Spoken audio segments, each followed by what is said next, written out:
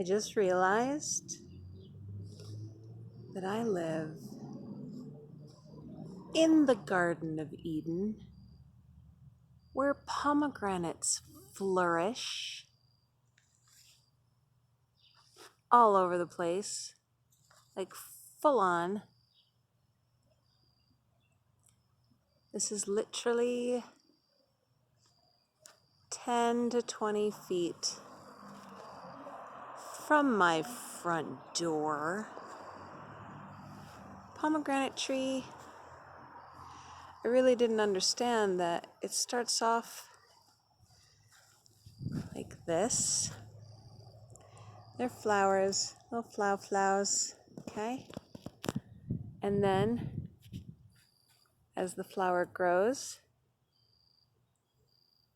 this happens. Look at that. The flower is the butt of the pomegranate. And then it slowly gets smaller and smaller and smaller. But look, we're gonna have billions of pomegranates. Okay? Wish you were here. I'd be sharing my pomegranates with you. Look at the size of that mofo. You get the whole thing in there. And then, of course, we have this, which is a fig tree.